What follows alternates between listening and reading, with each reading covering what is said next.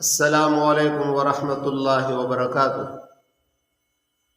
أعوذ بالله من الشيطان الرجيم. بسم الله الرحمن الرحيم.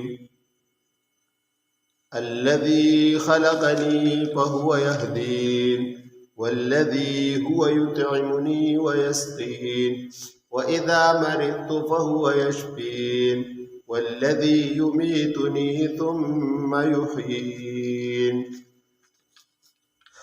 آمنت بالله صدق الله العظيم. ناظرین کرام السلام علیکم ورحمۃ اللہ وبرکاتہ. درود شریف ہوئے. اللهم صل على محمد وعلى آل محمد كما صليت على إبراهيم وعلى آل إبراهيم إنك حميد مجيد. اللهم بارك على محمد وعلى آل محمد كما باركت على إبراهيم وعلى آل إبراهيم إنك حميد مجيد. ناظرین کرام، ستاسو سره یو وظیفه هغه ستاسو سره شیر کوم چې هغه ډېره مجربه وظیفه ده، او خصوصا د هغې بیمارۍ دپاره چې هغې ته بواسیر ویلی شي، د هغې دپاره ډېره زیاته مجربه وظیفه ده. د بل ورځ یو مزوب ملګري ذکر وکړو چې د بواسیر په هکله که تاسو ته څه معلومات دي، څه وظیفه یې موږ ته وښایه. یو کس بیمار دی، نو ما ته د یو ملګري وظیفه ما ته رایاده شوله چې هغه زما مخکې ذکر کړې وه، او هغه وظیفه دا ده چې د ماسوتن فرض مانځه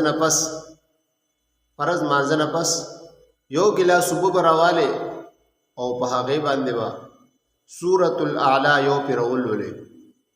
سورة الاعلی، سبح اسم ربک الاعلی الذي خلق فسوى والذي قدر فهدى.